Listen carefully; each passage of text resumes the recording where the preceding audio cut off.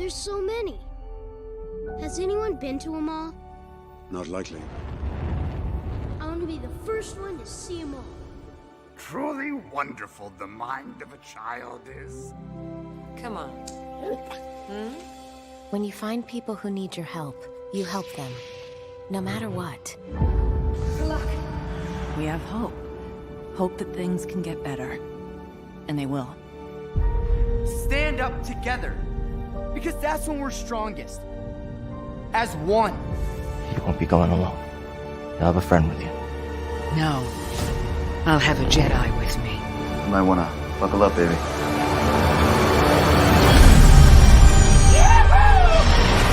Rise in the Force. Take care of this little one. It'll take care of you. We had each other. That's how we won. The Force is strong in my family. Its energy surrounds us and binds us. What is it they've sent us? Hope.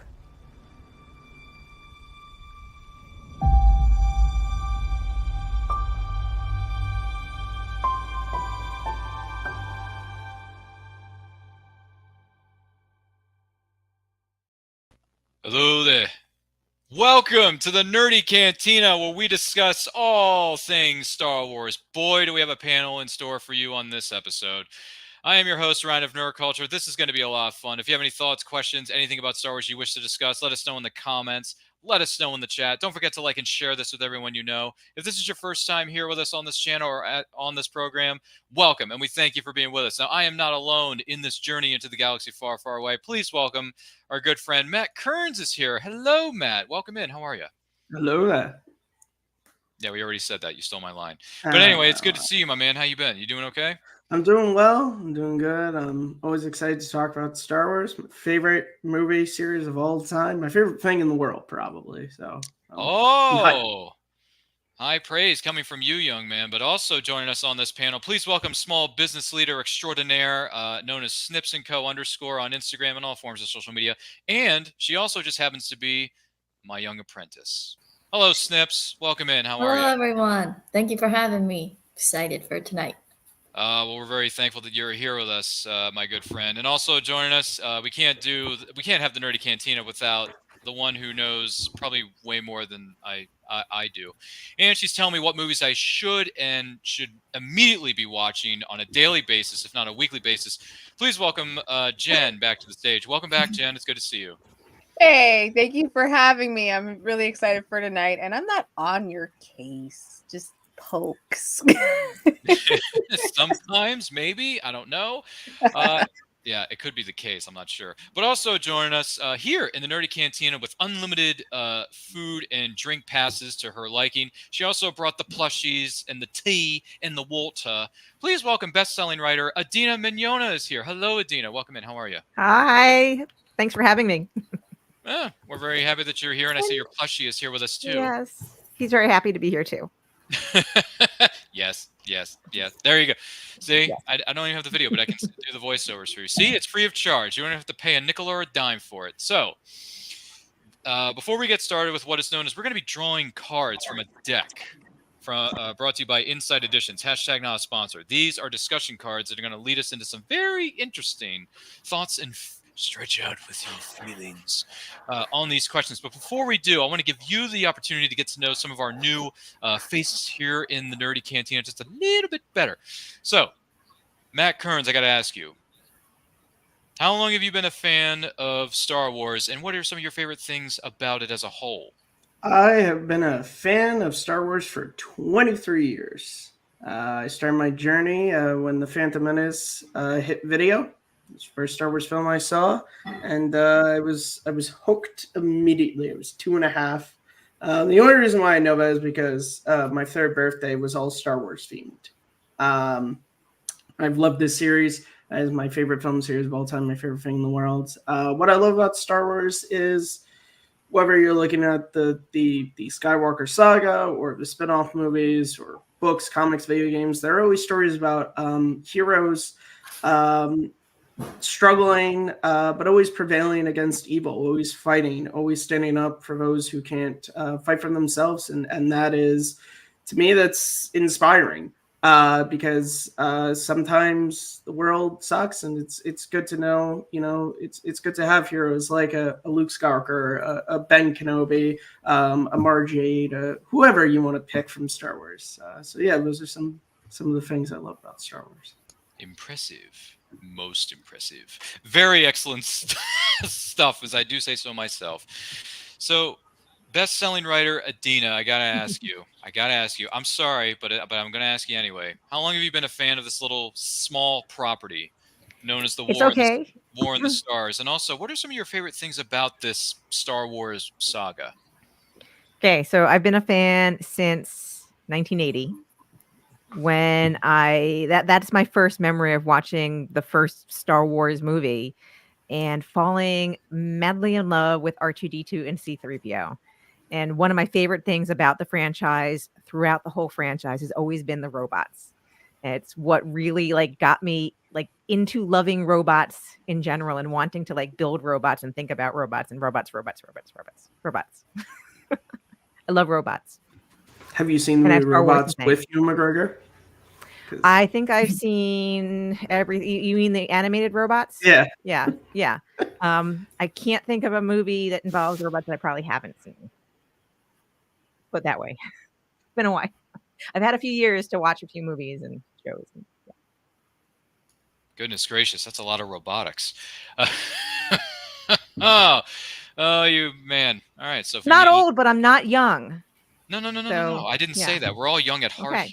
I mean, let's make that perfectly clear. Everyone in this room is young. None of us are old. Okay, We're just good. young. It's okay. There's nothing wrong with that. We roll with it as best we can. I mean, I may be the scruffy-looking nerve herder of this group, but that doesn't mean I'm not old. I just got some scruffy-looking stuff on my face. It's hair. It happens. It's called a beard. But anyway, I digress. So thank you both for sharing that with us. Do greatly appreciate it. If you have any more questions for our panelists or the craziness that is me, let us know. I'll be more than happy to take those. So we're going to dive right into this deck of cards here, and we do have a number of questions. Now, granted, the last time we were here, we went a little bit off script. We answered a few more questions than what we would ordinarily do because Christie and Jenn pressured me. And I don't like peer pressure, okay? So I succumbed to it, and I pulled some more questions out of the deck, and that's what happened. And then I cried myself to sleep that night. Oh. So, but anyway, that trauma is long gone. So the first question up for grabs, if you're all ready to chime in with this, I'll ask this question. Christie, what is your favorite Star Wars starship? Ooh, the Ghost. I love the Ghost a lot. A lot. I love that it's their home. I know a lot of starships are the characters' homes, but in Rebels, you truly got to see that. And I feel like Rebels truly focused on the Ghost. And I just love that whole group. So I'm going with the Ghost. I mean, they don't call it a ghost ship for nothing. With that, that's a line that may have been uttered in a series. But even so, Jen, what about you? What's your favorite Star Wars starship? Millennium Falcon. Yeah. Millennium Falcon. That's, for me, when I first was introduced to Star Wars and seeing the Falcon and Luke, Leia, Han, Chewie, C-3PO, R2 going all over the place, and then seeing again in Episode 7 with the new cast, and then the whole thing of Han saying, Chewie, we're home. It's the Falcon. Nothing wrong. Certainly nothing wrong with that. What about, Kearns, you may be wearing the guy's jacket that you stole once you beat him in a game of Sabacc a couple years ago, maybe a few months ago. I'm not sure. My memory's a little fuzzy on the details there. Hey, you lost it to me fair and square. Exactly. Yeah, he lost it to you fair and square. That was the case. But I'm just out of curiosity. It probably is, but what is your favorite Star Wars starship? Is it true what they say about you? Is that the Falcon is your starship? Actually, no. There's a million going through my head. But if I have to be honest, even though I love the Falcon, I love Obi-Wan's starfighter from Attack of the Clones, Luke's X-Wing. If I have to be honest, my favorite starfighter is the N1 Naboo starfighter. Oh, that's a good one. Something about that, the design, it's I love the Battle of Naboo, the whole Battle of Naboo. The space battle is great. So yeah, that's probably the one. Wow, the guy who's wearing Han Solo's jacket that he won in a game in Sabak from him a few years ago says that his favorite ship is a Naboo Star Cruiser from Episode 1. Interesting how things work in this galaxy of ours. But I'm just curious, Adina, what is your favorite Star Wars starship? Well, I'm going to agree with Jen. It is the Falcon. Although I really like Christie's answer, and I only recently started watching Rebels, and so now that you said that, I'm going to be like paying extra attention to the ship. So when I watch it, it's a cool ship. The conscript. But I liked your reasoning. Yeah, and I like your reasoning It's about sweet. how you actually see them living in it. So I'm definitely going to be paying attention to it. Wow, you're just now getting around to Rebels? Wow. Yes. Wow, you're a little behind the eight ball there. But at I least am. Well, it's because of Ashoka. Like that's what I started watching like the first episode, and I was like, I think I'm missing something, and so people were like, you have to watch Rebels first. So yeah. Yeah, if you and I had a sit down earlier, I would have said to you, watch all of Rebels, watch as much of Clone Wars as you can, because if you go into Ahsoka cold turkey, by the way, this is a programming note for anybody who's interested in learning more about Star Wars as a whole. Don't watch Ahsoka as your entry point. Do not, because you're going to be so confused as to what the bantha fodder is going on. You're not going to know which end is up and which end is down. Do yourself a favor. First of all, watch the original trilogy. That's the first thing you need to do. And then after that, if you want to dive into more stuff, you can watch the prequels, although I wouldn't advise that. That's quite dangerous.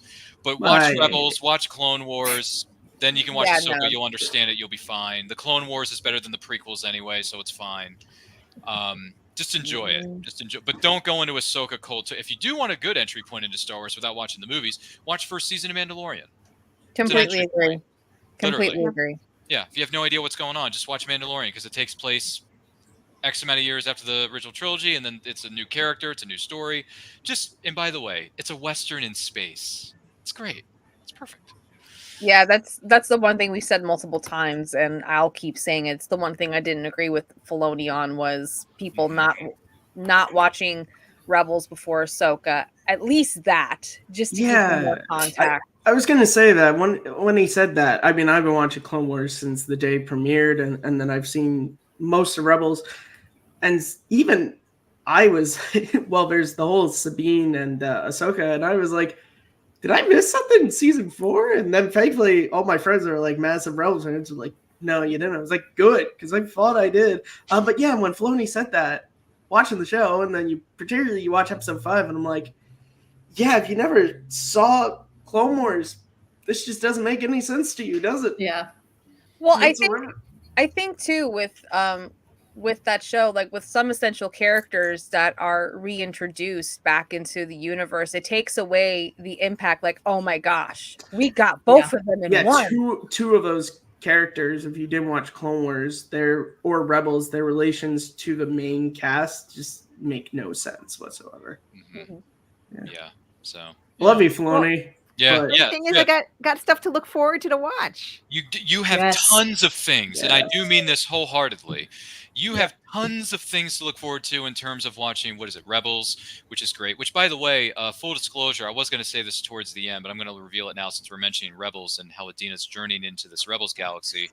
I'm going to be dressing up as Kanan Jarrus from season 1 next year for one of my future cosplays. I already got one of the pieces. I'm in the process of buying the rest of it. So for those of you wondering, why I'm wearing, granted, I'm wearing a bounty hunter's baseball jersey, but that's not the point. The point is I'm going to be cosplaying as Kanan Jarrus, and I'm going to look good doing it in my own way, because all costumes are different, right? Everything is subjective.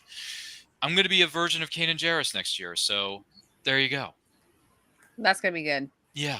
We can all take pictures together. It'd be great. Yeah, be wonderful. Be fantastic. Adina, if I see you and I dress up as Kanan Jarrus, once you see me, my Kanan Jarrus, I'll be like, yeah, I remember that. I just finished that show not too long ago. Yeah, I know that guy. Yeah. Okay.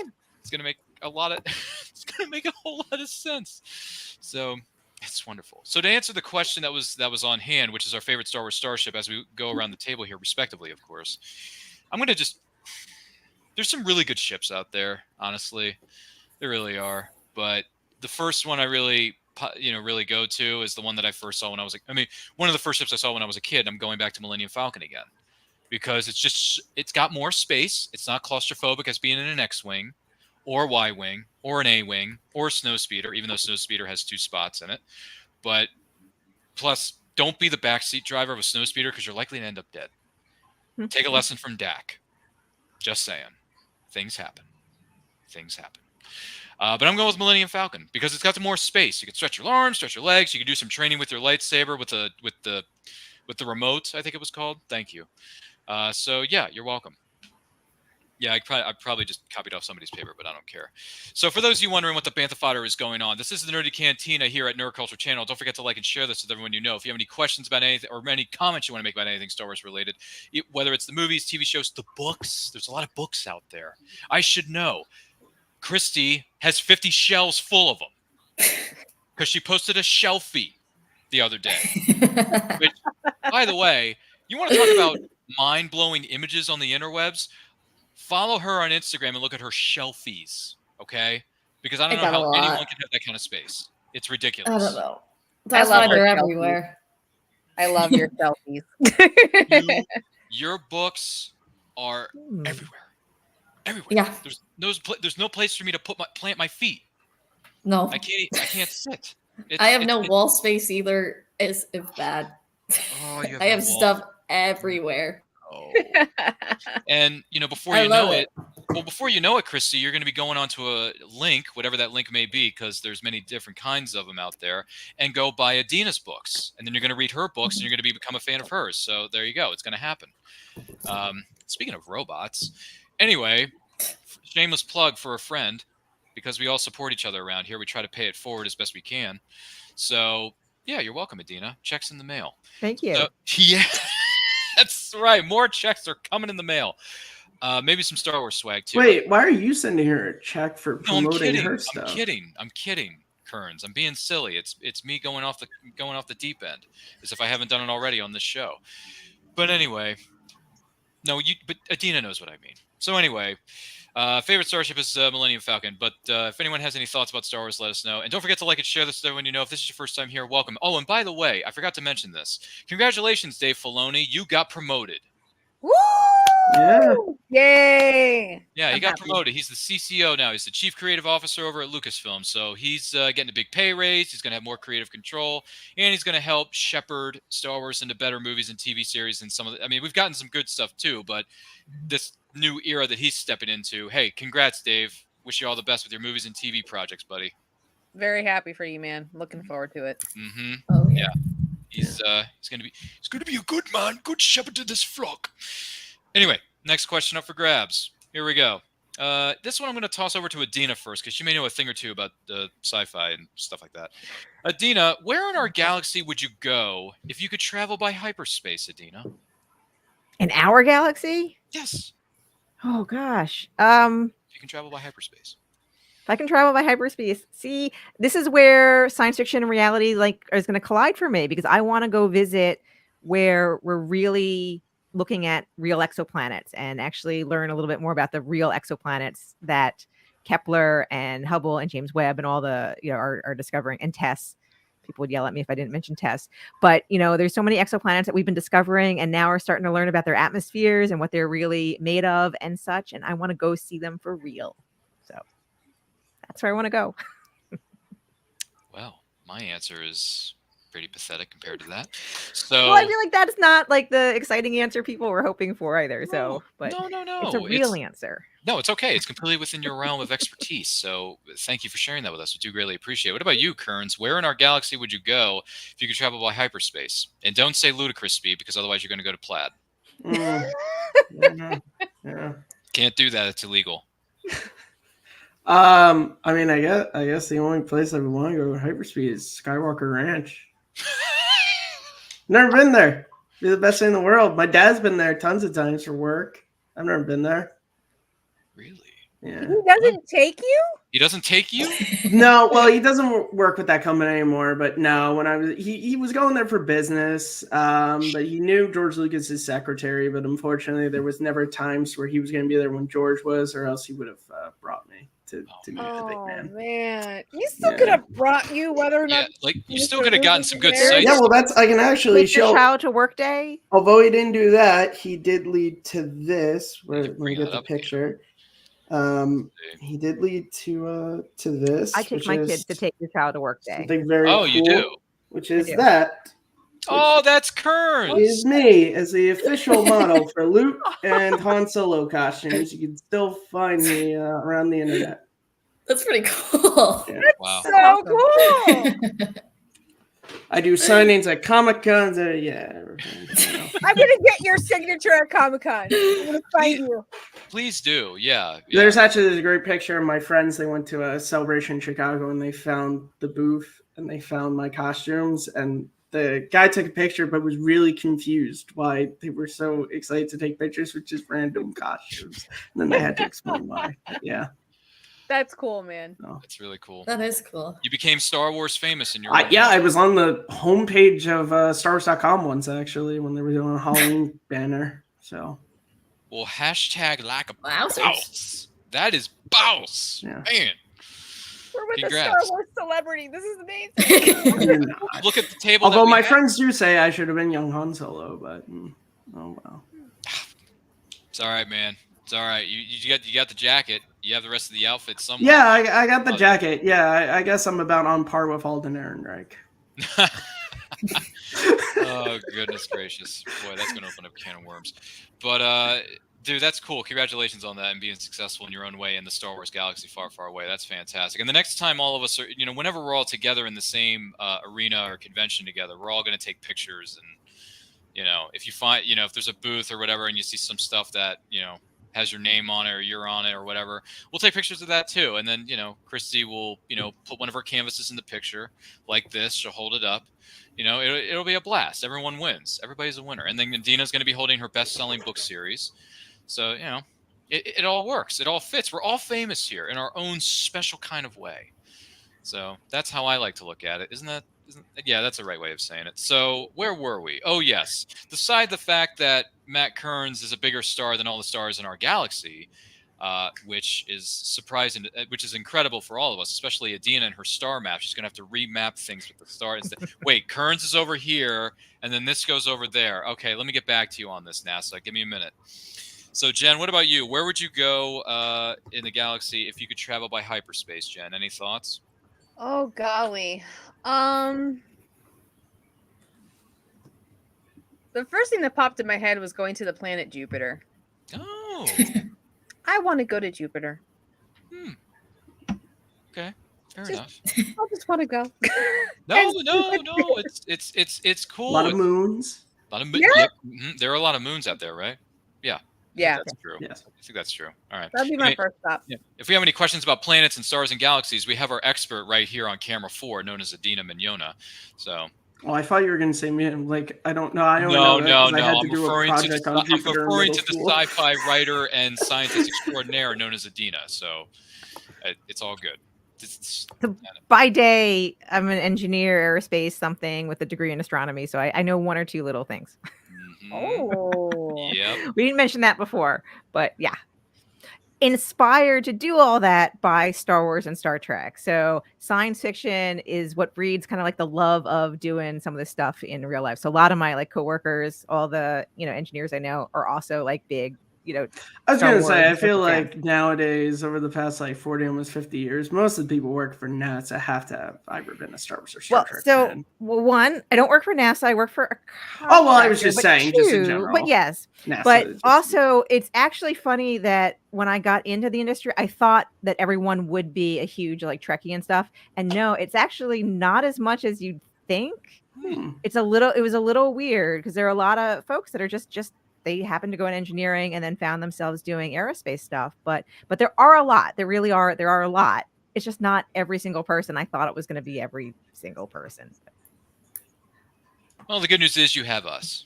So yes. You can always give us a call. 1-800-WE-NEED-A-FAN right now. Or whatever. Whatever the phone number is, someone will write it down for me because I don't know what the line is.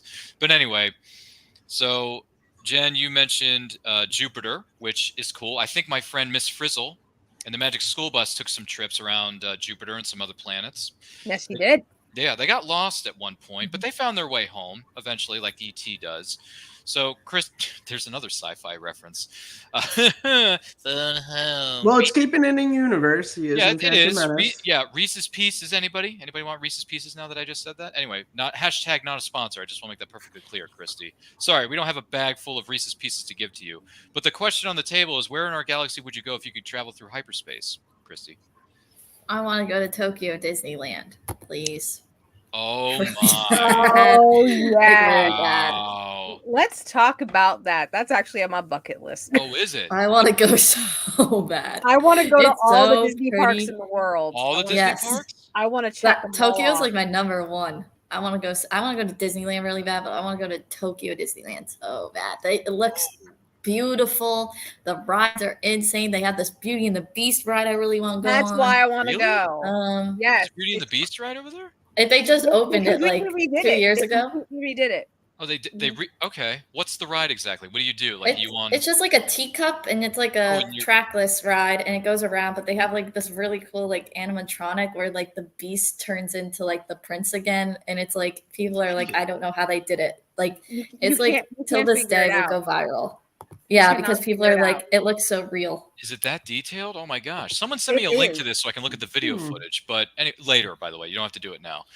Correct me if I'm wrong. Does the park in Tokyo? Is that the one that has the light cycles from Tron Legacy and stuff? Well, like a roller coaster.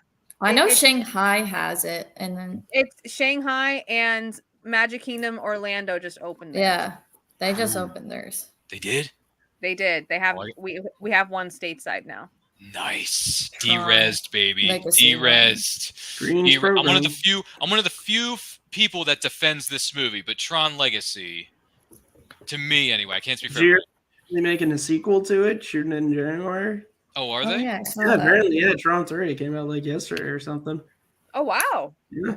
Really? Who is it? Jared Leto doing it though, or is it somebody else? I do not know. All I saw was if you find the details about Tron 3 finally getting green. I know John Campea covered it on the show yesterday. By the way, Tron 3 should have been greenlit years ago. Hollywood should have been greenlit years ago, but you didn't listen to me. You didn't want to listen to the expert. You wanted to listen to your money bags. Don't always listen to that. But anyway, Tron Legacy is a really good film. If you saw it in IMAX 3D when it originally was released in 2010, yes, I know I'm dating myself again. It's a fantastic IMAX 3D experience. Honestly, Tron Legacy to me is a bit underrated. If you've never seen Tron Legacy, Adina, put that down on your binge watch list. Also, watch the original Tron. But watch I've watched the original Tron. Well, watch Tron Legacy a long time ago. in a galaxy far, far away. That's not on this show. But watch Tron Legacy. I want to hear your thoughts. Can you do me that solid favor? It's a 2-hour movie. I'm adding it to the homework list. There you go. Tron Legacy. Watch that. And if you like Tron Legacy, there's an animated series on there too called Tron Uprising, which is just as good, if not better. So sorry. Yeah, Tron does relate to Star Wars because back in '82, the reason why Disney greenlit that movie is because of Star Wars. Because they were like, well, that Star Wars thing is real popular. This Tron will be just as big as Star Wars. And then it wasn't. And then 20 years later, they made a sequel. So exactly. Crazier things have happened in Hollywood, Adina. That's the thing about Hollywood. Crazier and things. And then, like 2 years after Tron Legacy didn't work, they just bought Star Wars. Yeah, they bought something called Lucasfilm, whatever that means. Oh, by the way, Malcolm says, hello, everyone. Hello, Malcolm. Good to see you, kind hey, sir. Buddy. Everything's going in your neck of the woods. He also says that Tron 3 as Jared Leto is featured in that movie. Okay, well, that scares me to a degree, but we'll see what happens. He was in Blade Runner 2049, and that was good. Yeah, but it was too long. It was 6 hours too long. But that's a story for another day entirely that Jen's probably going to school me on. But anyway. So, wait a minute. Christy, you answered the question. Yeah, you said Tokyo. All right. So where in the galaxy would I go if I could travel through hyperspace? So, you know, I've always been fascinated by Neptune. Yeah. Yeah. I've always been fascinated by Neptune. Maybe it's because it's got cool colors on it. I don't know. I have no idea. But I just think Neptune's kind of cool. So what the hey? I'm going to travel to Neptune because there's so many other planets that we have yet to explore, right? So I want to see some of that stuff. Honestly. So I'm going with Neptune. You get Jupiter, I get Neptune. Everybody wins. Period. Let's see. Malcolm chimes in. He says, I'm not that much of a fan of Tron Legacy. Well, you're wrong, sir. You're wrong. You get nothing. You lose. I'm not even that big on the OG Tron from 82. Sorry, Adina. They are good movies, but I just don't care for them as much as Ryan does. That's okay, Malcolm. You know what they say, right? To each their own. That's all we can say. Even though your opinion about Tron Legacy is wrong, you should be a fan, but whatever. We'll let it slide. I'm sorry. I have thoughts. I have feelings, and sometimes they get hurt. That's okay. I'm used to it. With that being said, next question, shall we? Before Jen gives me another lecture. So here's the question that's on the docket for anyone who wants to answer this. Kearns, what about you? Which Star Wars character would you want as your ship's co-pilot? Ship's co-pilot? Yeah. Yeah, any ship. Co-pilot anything. Yeah. Anything on the mind? I mean, considering what my favorite starship is, I would say R2-D2. Got to go with the droid. Going with the droid. He's good. He can fix things. He's smart. Beep boop, beep boop. Yeah, he does that. He does a lot of Is that your final answer? You don't need a lot. Yeah, that's my final answer. Final answer, Regis. All right, cool. Because Han would backseat drive me if I had Han. He that is very true. He would so backseat drive you. Absolutely. He'd be like, how would you just let me fly the ship, kid? All right, just get back there. Whatever. Push the button. No, not that button. The other button. The other one. Yeah. So that's what. Okay, that's what. I have a new strategy, all too. Let the Wookiee win. Yeah. If I ever play that, that's good. Thank you. We're all great impressionists around here. We do our best under the circumstances that we're under. But yeah, that's I can quote. Quoting movies is a hobby for Matt and I. Yeah, me and Ryan. The thing that kind of led to me being on the show was we kind of went back and forth in the cantina scene after our stream the other day. Yeah, when we were and they were like, "You should come on the show," and I was like, "Makes sense." Yeah, we were doing it was Mrs. Doubtfire. Yeah, we were celebrating Mrs. Doubtfire's 30th birthday, and then after that, we just kind of went on a Star Wars tangent for a little bit. That Adina probably wishes she was a fly on the wall for that conversation. But when we were discussing the greatness that is the original Star Wars movie from 1977, we just started quoting some of the cantina scenes, and we just had too much fun with it. And I said, "Kearns, come on the show. You'll be fine. Adina and company are going to like you anyway. You're like, well, that's the real trick. It's going to cost you something extra. 10,000 all in advance. Ooh. 10,000. We can almost buy our own ship for that. Anyway, we're getting. But who's going to fly, kid? You bet I could. I'm not such a bad pilot. I don't have to sit here and listen. Anyway, we'll talk more about this later, and then Adina's probably going to correct us if we do anything wrong. So well, all you have to do is mention Cantina, and I have the music going in my head. Yeah, exactly. I would play it, but otherwise that would constitute a something violation. I don't want to do that. Mm-hmm. And they would charge us 30,000 Republic credits for it, and I'm not going to pay that kind of cash. So, Adina, which Star Wars character would you want as your ship's co-pilot? Well, because Matt, took probably what was going to be my first answer, I'm going to say K2. I need a robot. I do need a robot. He'd be snippy, though. That's the thing. He'd be snippy when you're flying. That's fine. It makes it interesting. I love K2. Gets us where we need to be in one piece. He's reliable. He is. That he is. He is. Congratulations. Handle the snippiness. You are being rescued. Please do not resist. That's such a great. Why does she get a blaster and I don't? Wait a minute. How did you get one? I found it. I find that answer vague and unconvincing. Do you want to know the likelihood that she's going to use that blaster on you? It's high. It's very. That was not me. It was very, very. It's very, very high, Adina. The chance of her using that blaster is very, very. And there's high. a fresh one for that if you do it again. Exactly. Yeah. That. Oh man! First time we saw that scene in the theater, I think the whole theater started laughing at that part when he slaps. And then it's when they take care of the stormtroopers. It's then sort of the sorry, I hit you, Cassian. You were just playing a part. It's fine. But Star Wars. What was it? Star Wars character you want as your ship's co-pilot? You mentioned K2SO, so that's a great answer. It doesn't sound so bad to me. Drops bag on floor. Anyway, Jen, what about you? What Star Wars character would you want as your ship's co-pilot? Any thoughts? Anakin Skywalker. even though he turns to the dark side and murders a bunch of innocent people. Okay, cool. I still want Anakin Skywalker. You still want Greatest a pilot in the galaxy. murderer of innocent children as your co-pilot. Okay. Listen. Technically speaking, we I don't know if saw- he did. Let me make this perfectly clear to everybody. I saw a security hologram of him killing younglings. Okay? That's not cool. Okay, we'll have a discussion later. No, we won't, because he killed younglings, killed innocent people. I'm not denying it, but there's reasons why it led to that moment. There's Not really. It was just bad writing. He's been groomed since he was a kid. It was bad writing. But He was a slave his entire life. First to Watto, and then to the Jedi. Come on, man. Exactly. He I went can't- from one realm of slavery to another realm, and then Palpatine's like, "Hey, do you want to talk about your feelings? Can we? Yes, we can." That's But then just- grooming. At that And then point, he's Palpatine like just made him at the his dark slave side. Yeah. It's not like he is like completely under the influence He of was the set dark side up at that for point. failure. He I could have feel said, bad he for could the have said guy. no to Palpatine, but he just couldn't help himself. That it's the toxic father figure that he should not have had. Yeah, that's true. I'll Well, give you his that. actual father figure dies, and then his brother's kind of a jerk training him. But then it's cool when Yeah, he he becomes a calls him a Jedi. miserable life form before he even meets him. Yeah. That's your uncle talking. My uncle. How am I ever going to explain this argument that we just had on this? I wonder why Uncle Owen Anyway, hates him. Uncle Owen hates He everybody. can probably vent He it hates about everybody. Obi-Wan. He hates everybody. He probably And then hates he's like, anything. He hates. I "Man, mean, this look at it. He looks at the first thing Like we he see trained Owen his do is look father? at the Jawas, and he says, "Hey, what are you trying to push on us?" You know.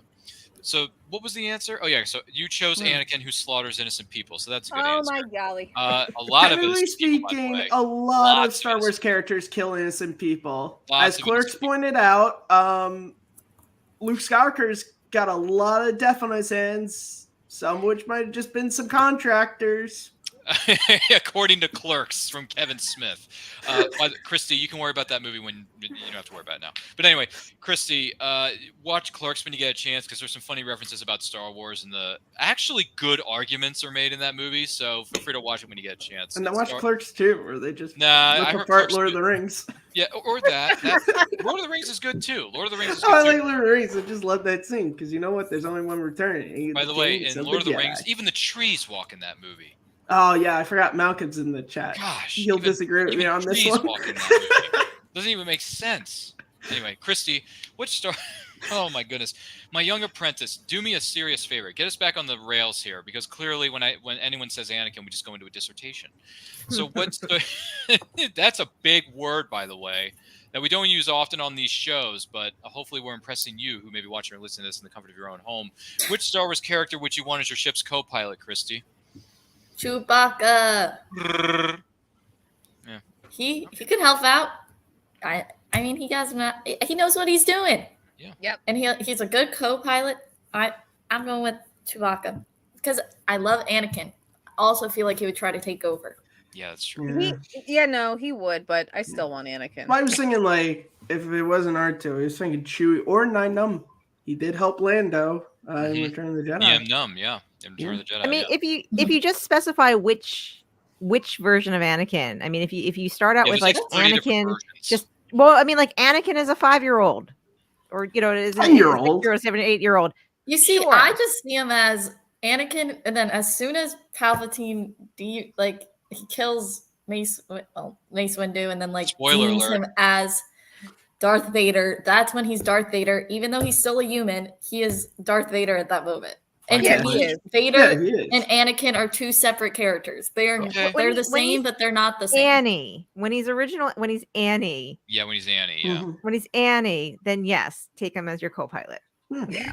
Even at 10 years old, remember, this is why He was a great Anakin's the greatest pilot in the world. He won Yeah. the Boonta Eve at 10, Exactly. which Like, Qui-Gon points out not many people, humans, do. can just saying. But that's also why he's probably not a good co-pilot, because he would want to actually fly the ship. They have pod racing on Manister. Very fast, very dangerous. But anyway, Qui-Gon Jinn, we love you. We miss you. He's an underrated Star Wars character. There, I said he it. is. I said it. I said love it. Qui-Gon. Qui-Gon Jinn is underrated. Qui-Gon Jinn is awesome. Qui-Gon's freaking amazing. And yes, I will make this another thing I'll put on record, even though you've probably heard this before in a previous version of the show. I do have a Qui-Gon shirt because I want to represent. Nice. I'm not wearing it right now, but I do have a Qui-Gon T-shirt that I. Is it just like him with the lightsaber? It's or? the one with the green lightsaber. It's a silhouette. It's really, really good. It's a styling and profiling T-shirt that any Star Wars fan should have. Nice. Hashtag not sponsor. Yeah, but anyway, awesome. I digress. So which Star Wars character would I want as my co-pilot? Well, clearly I wouldn't want Annie or Anakin. No, Anakin, you're breaking my heart. It's just, no, I don't want that. None of that. I don't want any of that near my ship. So, excuse me. Let's think about this. Let's see. So we mentioned, will someone get this big walking carpet out of my way? Let's see. There's some good pilots out there. You know what? I'm going to give this guy a bit of credit because I've mentioned this other person's name before. I'm going to mention this one here. Poe Dameron. Yeah. Poe Dameron. Yeah. Let's give some love to Poe Dameron, honestly. Okay. Because, you know, Poe Dameron's a cool guy. He has a nice jacket. He has a nice I jacket. have that jacket. You have that jacket? I do. Can you... That's a good choice. Can you do me a favor? Can you clone that jacket and send me over one of my own? Because I could really use that jacket. It's a really nice looking jacket. But anyway, let's give some love to Poe Dameron because he is in my favorite Star Wars movie of all time, which is The Force Awakens. Hashtag that's the truth. But there you go. Poe Dameron. I want you as my co-pilot because that scene with you and Finn in the TIE Fighter, that was some good stuff.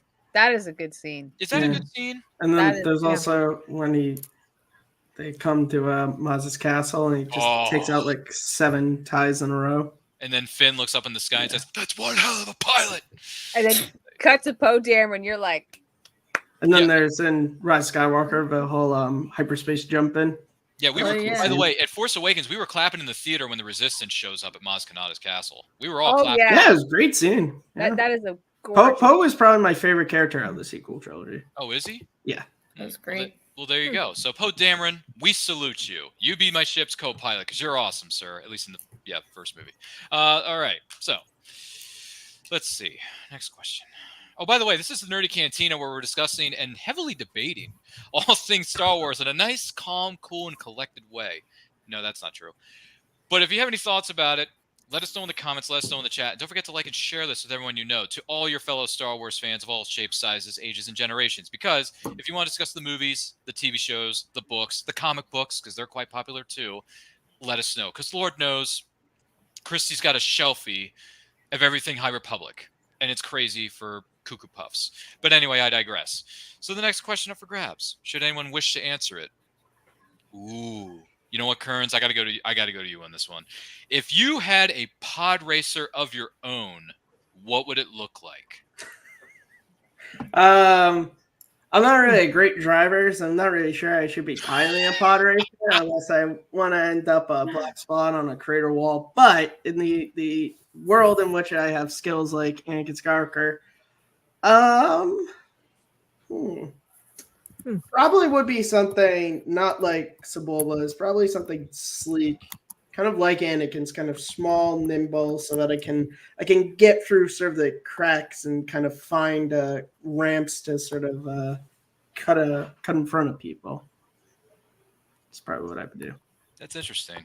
All right, the Topot Slamo. Anyway, sorry, that's a line from episode 1. Anakin's talking trash to Sebulba. You know, they're doing that little pre-race conversation. Yeah, exactly. Yeah. That whole thing. Yeah, it's some interesting things that happen in that first movie. Plus, we get Qui-Gon in that movie, so that's why that movie's awesome. True. So I'll give you that episode 1. I can watch that movie. 2 and 3, not so much. But Christy, if you had a pod racer of your own, what would it look like?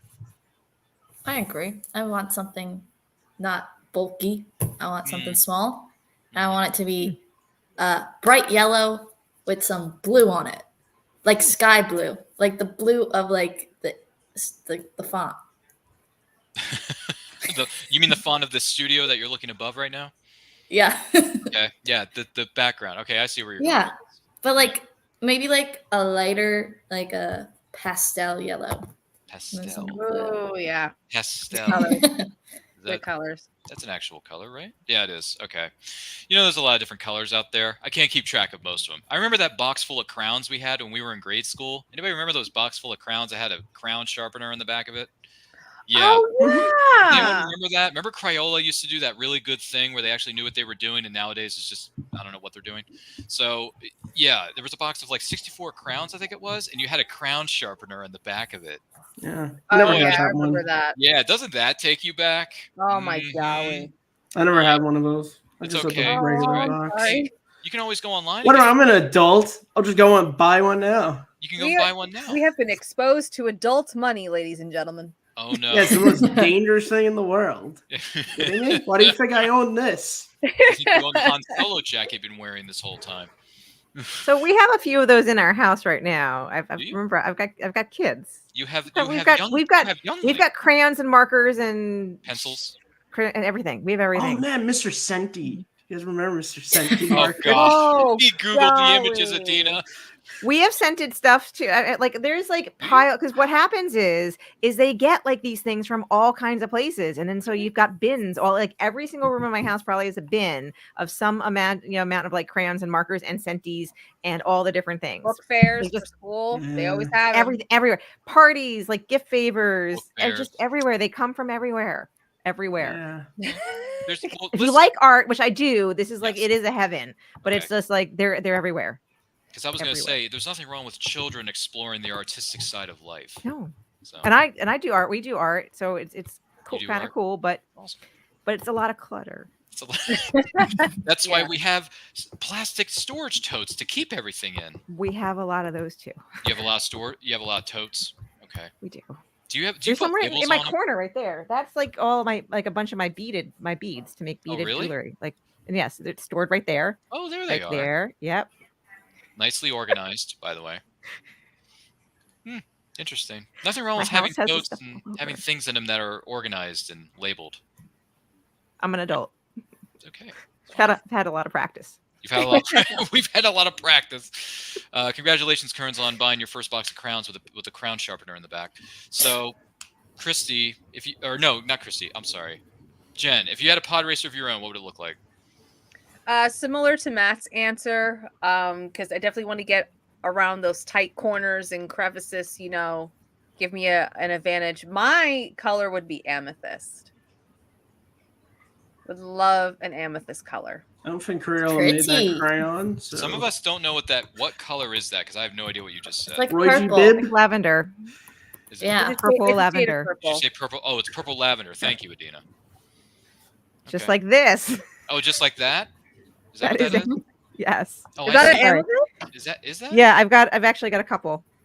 Right there it is. That's the one. Lord. Yeah, I need visual aids. Yeah, that looks like the future kyber crystal.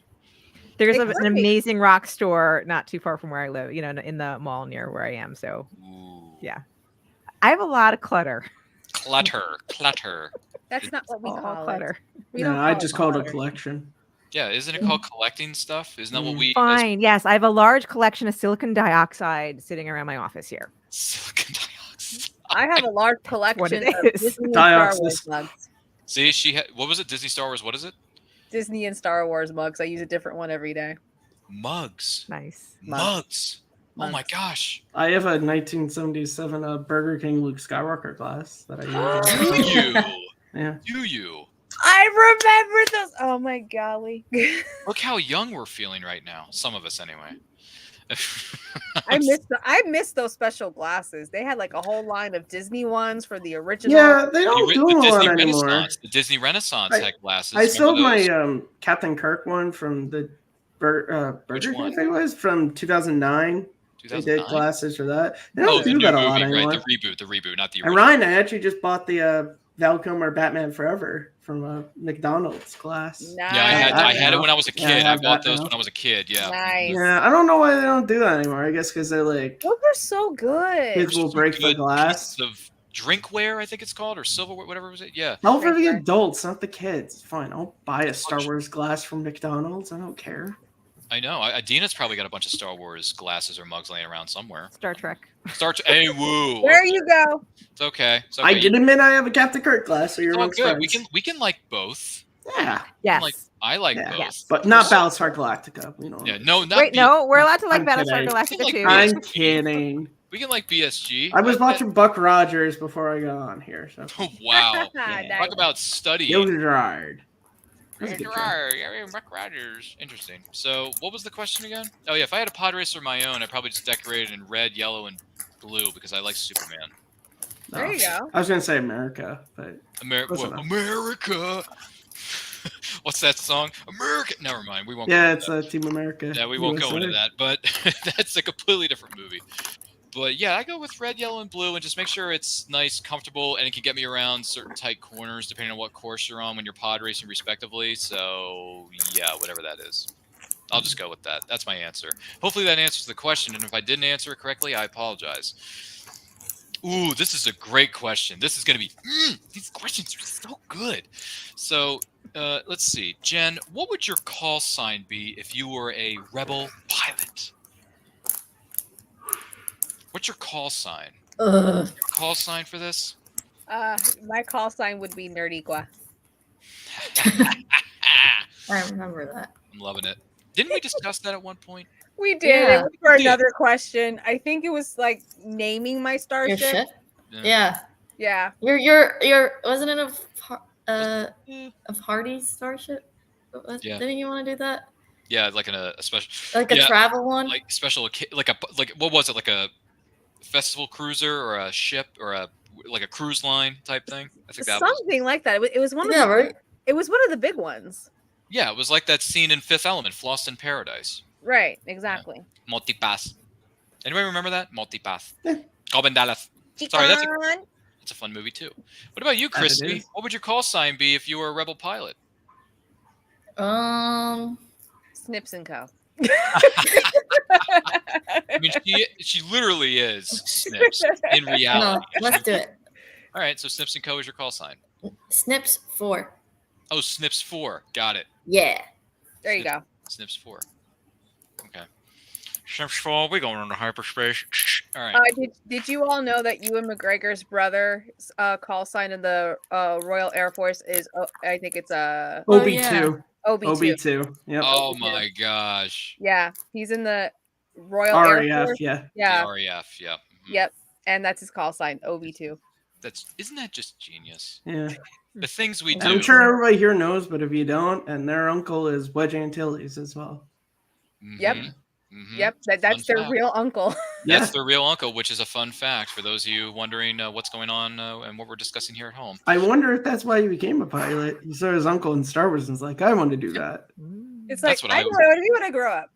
Yeah. That's what I Both of them watching the movie. One was like, I'm going to be a Jedi, and the other one's going to be a pilot. There you go. But like, can we talk about that for just a second? Like, Christmas comes and they're getting together for Christmas, and he just found out he got the role. He's like, wait, you're gonna be Obi-Wan Kenobi?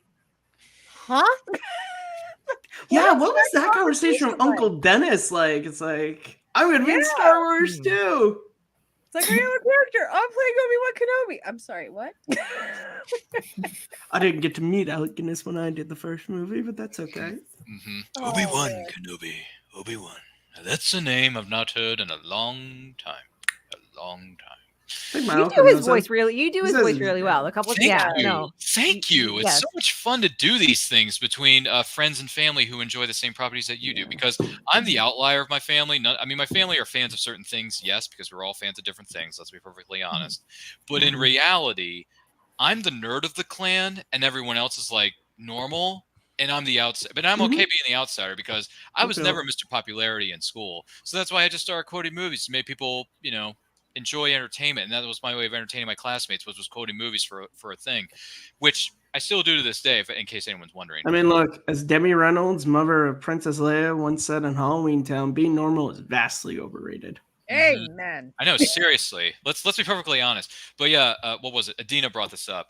So yeah, there's so many lines that I just go back to over and over, and I can quote it. I mean, anyone can quote. But you do his voice really, but you do that the voice really well. That particular voice, I think, is like your best one. I've been gone by the name of Obi-Wan since before you were born. Oh well, the droid does belong to you. I don't seem to remember ever owning a droid. R4 just saying there like, oh, that's how quickly you forgot about me. No. Yeah, right. R4's like, anyway, Adina, we can talk about this all night. Clearly is already what we're doing. But what would your call sign be if you were perhaps a rebel pilot by any chance? This is going to make sense to no one. Quasar 42. Ooh. So back in college, back in the very, very, very, very early days of the internet, my thing was I was Captain Quasar. That was my email address and all my things. It's Captain Quasar. Nice. So let's pull forward the Quasar, and then 42 because I am also a big Hitchhiker's Guide to the Galaxy fan. Ooh. I love it. I love it. I respect that. I really do. So there's logic behind the wackiness. There's No, some of logic course. there. Quasar 42. Yeah. You know, the first time I heard that word Quasar was in a magical series that aired in 1999. It was called Power Rangers Lost Galaxy. And the way they were accessing their powers was through the Quasar sabers. Yeah. Yep. So that's when I heard the word Quasar for the first time in my life, 1999. It was such a great time to be a child. So, yeah, Power Rangers Lost Galaxy, one of the better seasons of Power Rangers. # those are the facts, and they are undisputed. But anyway, if I had a call sign, this is tough because I've gone through a lot of nicknames in my career, and none of them will be good call signs. So let's not think of those. They're not appropriate. But if we're going to go with a call sign, probably, let's see. This is hard. Too hard about it. Yeah, you're thinking too hard. I'm thinking too hard about it. I'm probably overthinking this. I probably just don't hurt yourself, please. All right, fine. Stretch out with your feelings. I know. Yeah, I'm trying to pull. You're trying to. You must do what you feel is right. Of course, exactly. Yeah, that's your uncle, my uncle. Anyway, let's see. If I had a call sign, I'm just gonna go with Runner 4. Runner 4. I don't know. I have no idea. Runner 4. That's what I'll go with because I have a lot of fun with stuff, and when I'm really into the zone, I just feel like I'm going 100 miles an hour. So Runner 4. There you go. Runner 4.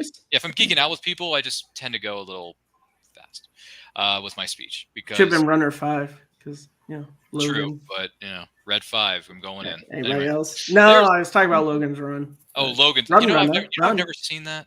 It's a good movie. I've never seen Logan's Run. I've never seen that. You have to see it before you're 30. Yeah. Well, unfortunately, I hate to disappoint everybody here on the panel as well as the person watching or listening to this at home, but I am 36. So. Oh, it's your life clock's already. You're done. Well, no, then it's fine because he's just living in the capital. Renewal. Thing. Kind of sanctuary. Oh yeah, Logan's Run is one of the most amazing movies from the 70s. Absolutely incredible. Jerry Goldsmith score as well.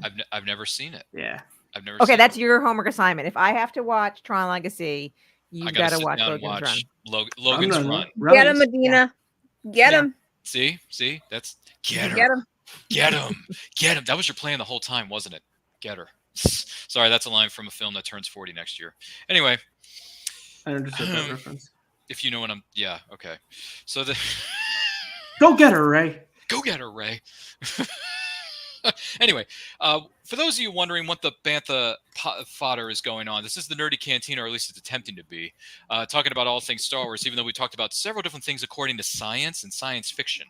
That's nerdy. Which I don't think there's necessarily a problem with.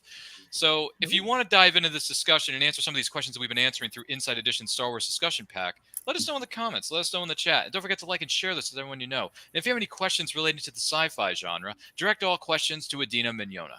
So, with that being said, if Christie owned what is known as the Millennium Falcon, would you keep it spotless like Lando Calrissian, or let it get messy like Han Solo once did? I keep it spotless, but not insanely clean. I think it just needs to be organized. If it gets a little dirty, okay. Gotta keep it organized though, or else it'll make me go crazy. We'll send you more storage totes your way. Totes make everything easier. May or may not be already endorsed by Adina Mignona, but that's okay. So, Jen, what about you? If you own the Millennium Falcon, I'm sorry, Adina. I don't mean to keep calling you out on occasions, but you're such an incredible person, and you're awesome at what you do. So if I ever have a question about something, I can always, pose the question to a sci-fi, expertise expert. So if you own the Millennium Falcon, Jen, would you keep it spotless like Lando did, or let it get so messy like Han Solo seems to be doing?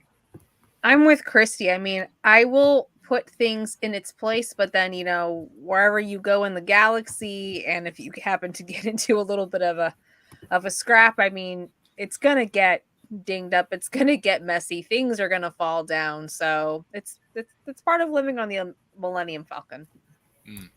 That's fair. All right, person who's wearing that person's jacket that shall not be named. If you own the Millennium Falcon, would you keep it spotless like Lando, or keep it messy like Han Solo? No, it'd be like Han. If you look at my car now, it's a little dinged up. It's a little messy in the back seat. But it's controlled chaos. Gets me where I'm going. And she'll make 0.5 past Lightspeed Kid. Done a couple special modifications for myself. But we're all in a little rush. Why don't you get on board and we'll get on our way. Oh my gosh. This whole quote thing is just going to become... It's just gonna keep evolving to the point where Christie, Jenn, and maybe even Adina will never want to come back. It's like, oh my gosh, they're quoting it again. Get out of here. But anyway, I digress. I make no apologies. We make no apologies for our quoting. You shouldn't. You should not make any apologies. Now ask me about high school and college algebra. Can't remember any of that, but ask me a random Star Wars quote. Boom, I'll give you that and the rest of the movie. I tell you what, Yeah, I'll tell you what. You asked me anything about high school geometry, I can't remember a gosh darn thing because I had to repeat that course because I was so bad at it. So I have a coworker at work. He calls my brain the Rolodex because the way I go on a tangent about movies and actors and the characters they play and why I enjoy these films and why my recommendations make sense to their likes, he calls my brain the Rolodex. So, like, if someone asks me a question about a movie or something Star Wars related, I hear him yelling, "Get the Rolodex!" Oh my gosh. All these fun facts we're learning about each other on this episode has been wonderful to hear. I got to be perfectly honest. Everything we're learning about Kearns being a superstar in the costuming or the cosplay world, Jen being nicknamed the Rolodex at her local, what is it called? Local place of her place of work. Thank you. It's too much. But Adina, if you own the Millennium Falcon, would you keep it spotless like Lando or keep it messy like Han Solo? I'm pretty sure what would happen is the same thing that happens in my house. Once a week, we madly put all the things away because someone comes in and cleans. And then 48 hours later, you would never know. It reverts back to its state of there's stuff everywhere. So, yeah. Okay. I'd basically be oscillating back and forth. Oh, okay. I was trying to put the two and two together, but yes, it kind of reminds me of a warped version of the scene in a little indie film that I grew up watching called DuckTales: Treasure of the Lost Lamp, where Webigail makes a wish for a baby elephant, and the baby elephant turns and just wreaks havoc all over the library of Uncle Scrooge's home because they're in Scrooge's house. Mm-hmm. And then all of a sudden, one of the Huey, Dewey, and Louie has to rub the lamp and say, "Oh, I wish Webby never made her stupid wish." And then everything goes back to normal, and the pink elephant disappears. Yep. And then everything's cleaned up again. So there you go. Yeah. It's like warped version of that. By the way, fun fact, I just rewatched that movie for the first time, in a long time, the other day. And I got to tell you, the voice cast in that movie is amazing. Rip Taylor, Christopher Lloyd. I mean, just incredible stuff. If you've never seen DuckTales, the movie, Treasure of the Lost Lamp, yes, I know, it's a long title. Feel free to watch it. It's quite fun. And then you get the theme song at the end of the movie, which is extremely catchy. So, if anyone doesn't know what I'm talking about. When I was taking care of the leaves outside this morning. Oh, really? Yeah. It's a good movie. It's good times. If I own the Millennium Falcon, I keep it clean because I don't believe in having a messy Millennium Falcon. So I keep it clean. Not like too clean, like not Cuckoo for Cocoa Puffs clean, but just clean enough that we can get through the motions.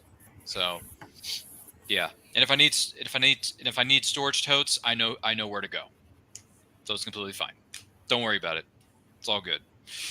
Let's see here. Great question coming in hot from our good friends here at Inside Editions. # not a sponsor of this program, but if you want to be, call me maybe. There you go. There's the song. That song got way too popular for its own good. So, did you ever see the Star Wars where someone took and they did that song, but it's all Star Wars characters doing the. It's all Star Wars characters calling people on the comm links. No, it's all they literally take one line, like one character saying "call" and then me, and they make the entire song. Really? I'm finding that right now. Someone needs to. Can you do me a favor and DM that to me? I'll send it to you right now. DM it to me. So call me, maybe. Anyway, that song got too popular for its own good. So how about this one, Jen? You're invited to a very special occasion. It's called a wedding. A very special wedding. This is a very special one. So you're invited to the wedding of Princess Leia and Han Solo. What do you bring as a wedding gift? Oh my gosh, and I read this book. Okay. Did I read this book? I read this book as well when I was a kid. Did you read that book? It's called The Princess and the Scoundrel. Oh. What am I bringing to the wedding? Oh my gosh, and I know what's happening. Okay, I have to think about this. Oh, I need a moment. All right, we can give you a moment. We can give you a moment. So, my young apprentice, you're invited to the wedding of Princess Leia and Han Solo, who's a stuck-up, half-witted, scruffy-looking nerfer. Who's scruffy-looking? Anyway, what do you bring as a wedding gift, Snips? I have no clue. You have no clue to bring to a wedding? What would they like? What would they like? Something from Macy's, JCPenney, Marshalls, Kohl's. Does anybody remember Kohl's? That's still around. Yeah, it's still around. I mean, at Kohl's you can expect great things. Yeah. Kohl's cash. See what I did there? Kohl's Yeah, cash. it happened. It happened, guys. It happened. Get them Kohl's cash. There you go. Yeah, Kohl's. Is that what you just said, Christy? Kohl's cash? No, that's what I said. Okay. That's your answer, is it? No. Do you need a moment to think? I'll be.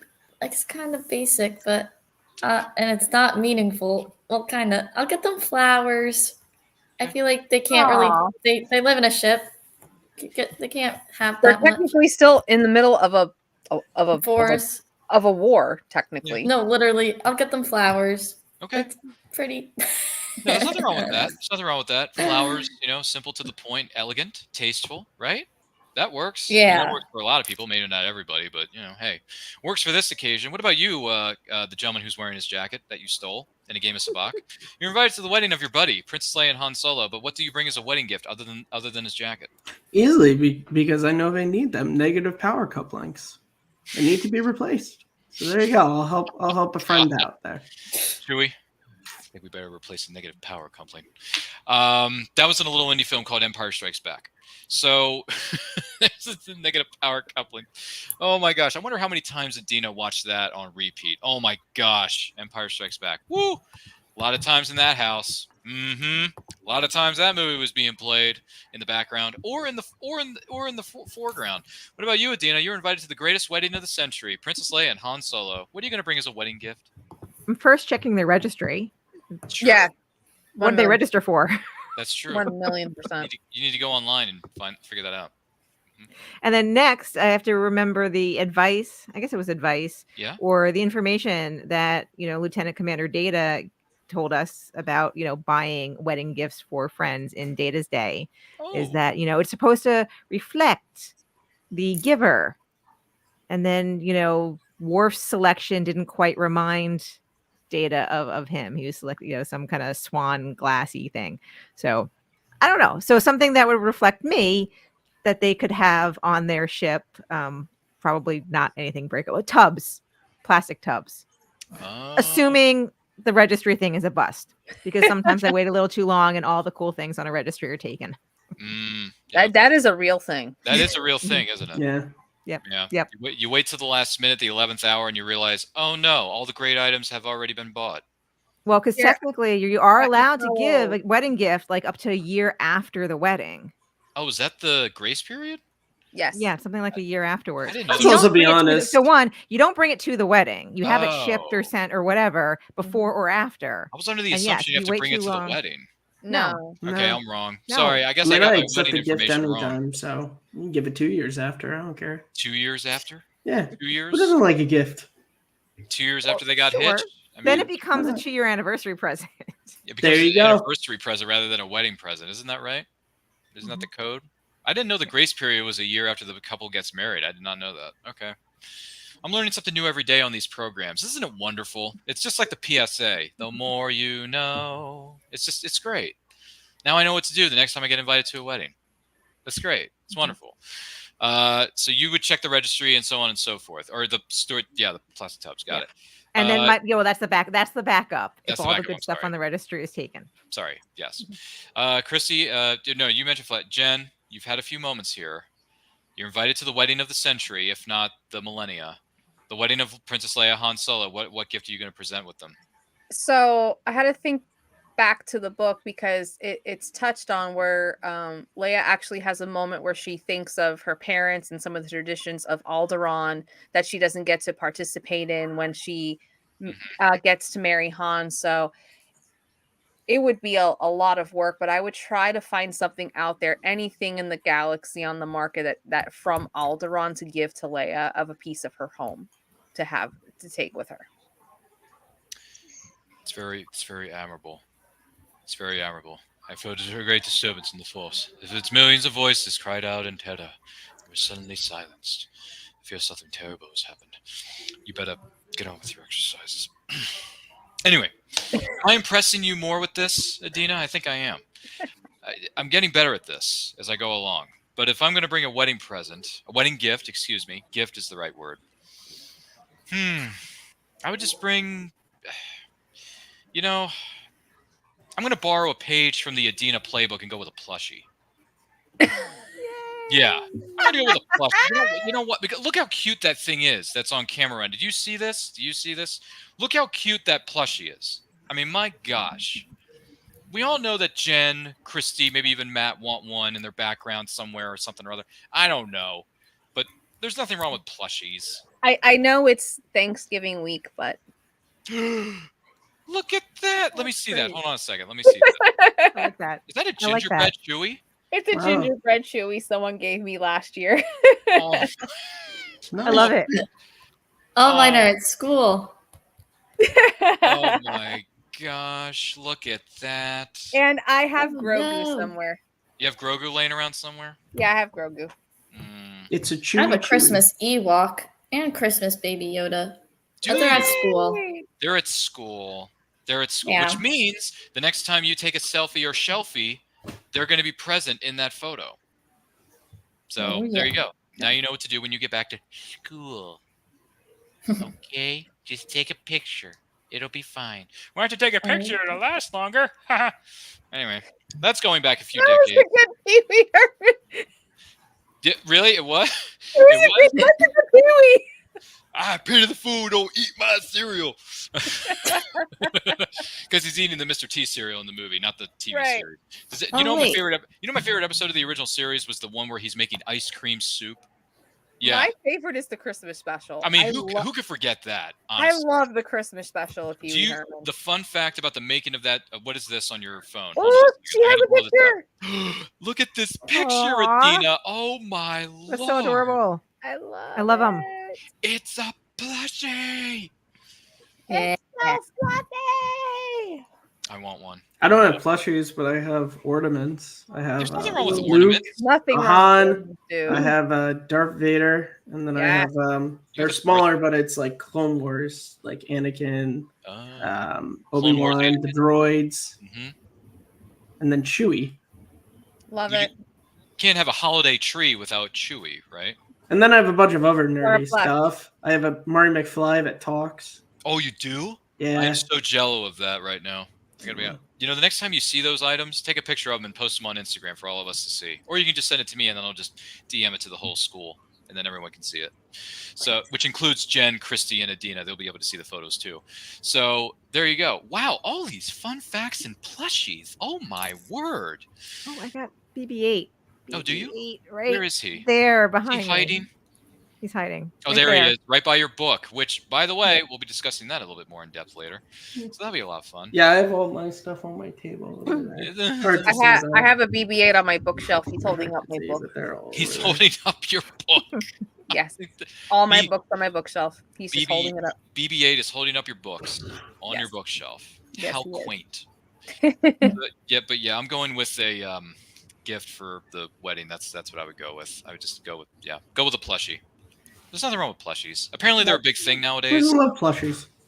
You know, a lot of Probably people, Han Solo, but you know, some people collect plushies as a thing. So Yep. if anyone has babies is still a thing. Yeah, if anyone has pictures of their plushie collection, feel free to DM them to us so we can share the love. Share the love of fandom with everybody. Why don't we do that for a living? That'd be fun. So here's your next question, panelists. This is going to be an interesting one. Just throw out to the panel, if you will. Ooh, this is going to really get the scientists in Adina going. So Adina, if you could bring one kind of technology from Star Wars to the planet Earth, which would it be? I mean, some kind of faster than light hyperdrive for absolute 100% sure. Yeah. That's too easy because I want to go out exploring those exoplanets I talked about earlier. That's true. I actually just want to get to Mars, like in a reasonable time frame. Yeah, are we taking a bit too long for that? Or no, it takes. There's a lot of technology we have to develop before we can do that. There's a lot we don't know. We have to go back to the moon first. We have to go back to the moon, Alice. Sorry, that's a reference from a long ago TV series that, you know, may or may not have appeared in a popular film that came out in 1985. And then he looks at it and he says, hey, I've seen this one.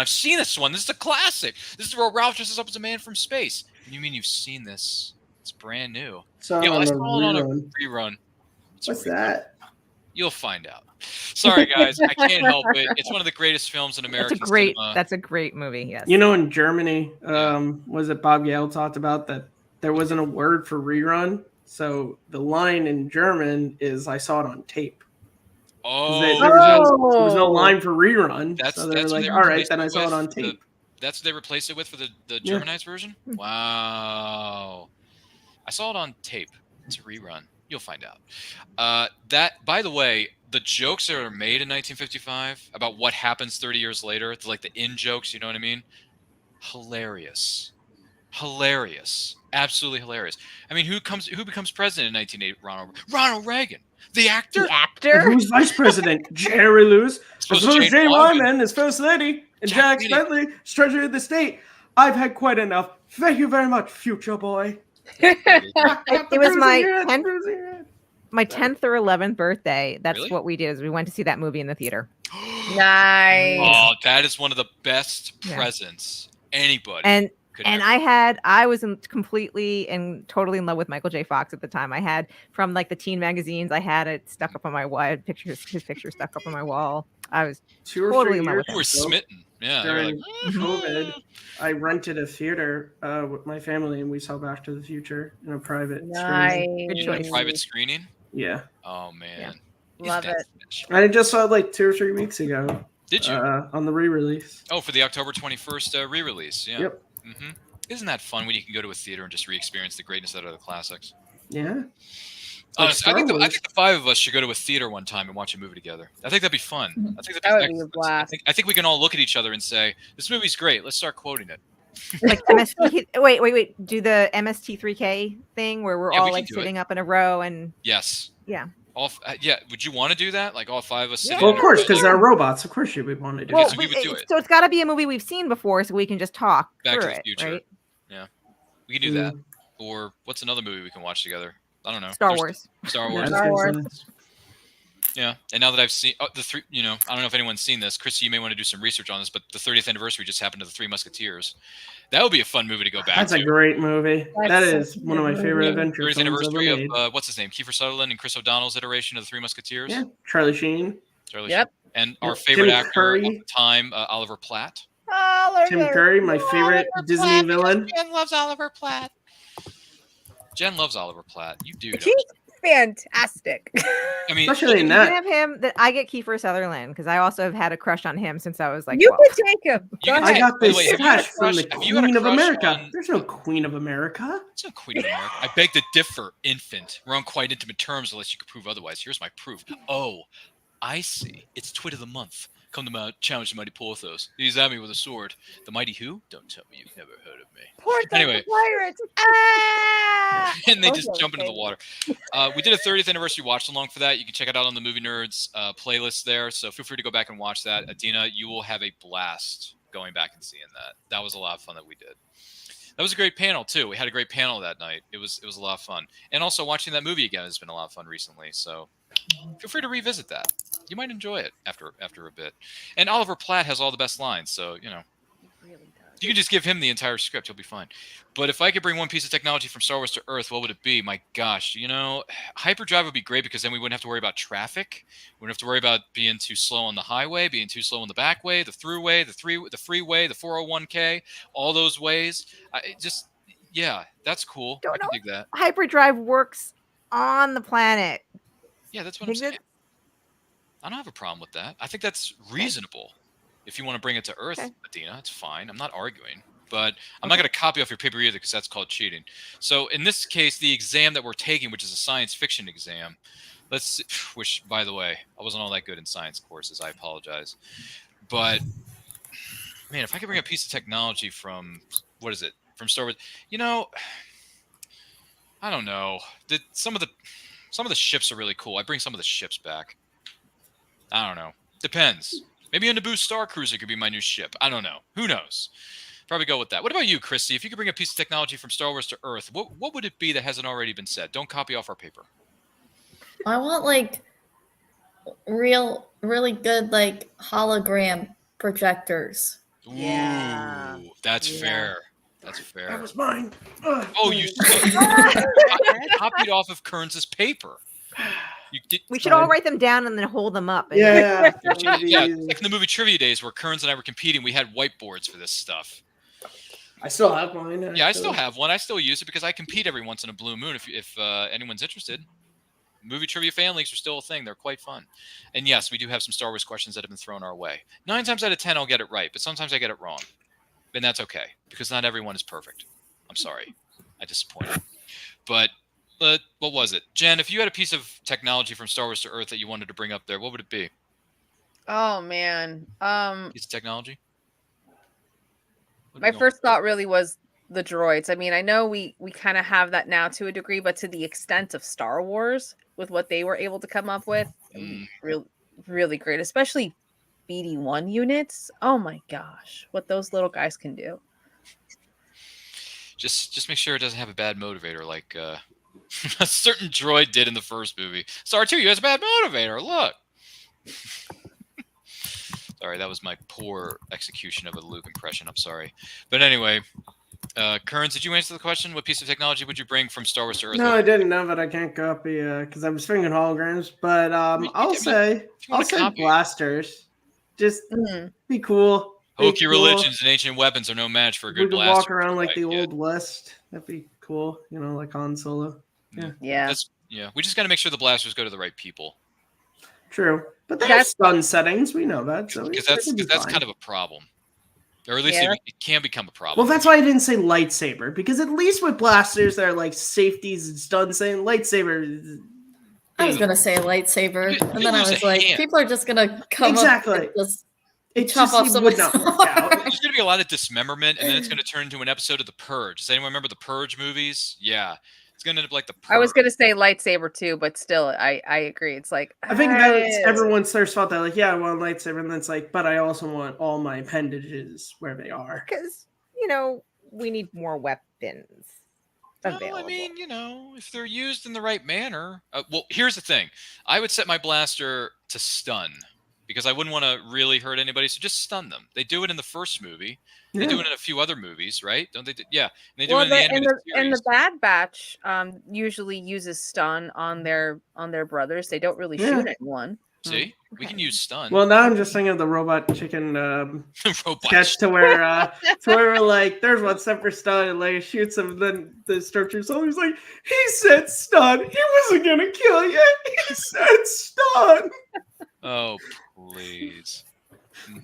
Goodness gracious. Oh, robot chicken. I don't think I've ever seen that. I haven't Really? seen that in a long time. Yeah, Dina, you I've will never- like Blasty, the Star blasty, Wars episode. blasty. Go ahead, Kern. Send me the link to Robot Chicken so I can watch it. But anyway, Yeah. if I think of a blaster, it's going to be easier to distinguish one sound from the next because when you hear a blaster, it's pew pew pew, like the T-shirt says, pew pew pew. Like you'll understand that, right?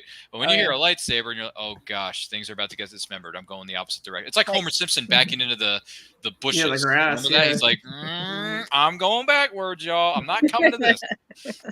So I go with that. And by the way, if you run into a stormtrooper, they can't shoot straight, so don't worry about it. In the first movie, they could. They Remember, could. They did only blast. Imperial stormtroopers are so precise. Yeah, they did it in the first movie, okay, but then the next movies are like, do you guys not know how to shoot these things? They're not clones. They're not. Hey, Yeah, by that point, They're not they're clones. they're not clones, Jen. They're not clones. And the other thing is that we mentioned in another conversation that we've had is when you're holding a blaster, you got to know how to work. And it's like that line in that great indie film called The Mask of Zorro. Do you know how to use that thing? Yeah. Point at the end goes into the other end. This is going to take a lot of work. Another good movie. Which just turned 25 a couple months ago. So congratulations, Max of Zorro. You turned 25. And you just made us in this room feel young again. It's great. And yes, we did a movie anniversary watch along. It's on our Movie Nerds playlist. Feel free, Adina and Jen, to go back and watch it because it was quite fun. And it's a great movie. I think it's underrated. Very underrated. Very underrated. Not many people talk about it, but you want to talk about great movies in general or great swashbuckling films of the genre, respectively, Mask of Zorro is the number one thing that comes to my mind, folks. Not the Pirates of the Caribbean. No. Not the Three Amigos? No, but wait. Three Amigos isn't a swashbuckling film. It's a comedy. I love the Three Amigos. It's a comedy. It's not. Okay. It can be both. What is it called? Three Amigos is like a Western comedy, really. Okay, fine. Yeah. Okay, Yeah, it's not really okay, swashbuckling. It's not really It's not really swashbuckling, swords. but it is a That's Western true. comedy. It's a Western, which is a good Well, one. there's too. 3 of Yeah. them. It's true. Fine. I was wrong. Wrong movie. By the way, Dusty Bottoms. Here you go. Signs the guy's letter. Oh gosh, there's too many good. By the way, Jefe, you do not understand what it means to have a plethora. A plethora? A Plethora? piñatas? Wouldn't you say have a plethora? A piñatas? plethora? Oh yes, you have a plethora. I'm sorry. Three Amigos takes us back a little bit, and Jen, myself, and probably even Adina can start quoting it all night long. So we've seen some things. Okay, we've seen some things. But anyway, if you could bring one piece of technology from Star Wars to Earth, what would it be? Has everyone answered the question? I hope I didn't miss anything. I think we got it. Yeah, I think everyone did. Did we get it? All right. Well, that takes us.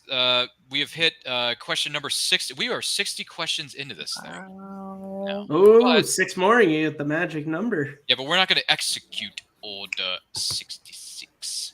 We're not going to do that because that's going to scare a lot of people away. The last thing I want to do is scare off the person who's watching or listening to this. And plus, I don't want to scare off our panelists. And for those of you wondering what the Bantha fodder is going on, this is the Nerdy Cantina discussing all things Star Wars. If you have any feelings about it, positive, negative, or somewhere in between, because there is a thing called Grey Jedi, let us know in the comments. Let us know in the chat. If you like what you see here, like and share this with all of your closest friends.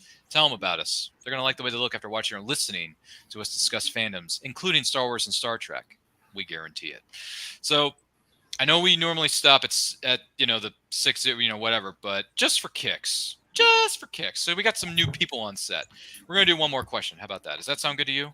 One more for, as they say in sports, even though I don't watch sports, go one more for the Gipper. All right, so here we go. Adina, you're up first. Would you rather, this is a would you rather type question. Okay. Would you rather have what is known as a Mandalorian jetpack or a Jedi A99 Aquata breather? Feel like the jetpack because I find myself more frequently on land, maybe wanting to be somewhere else on land rather than in water. Even though I love the water, I love to swim.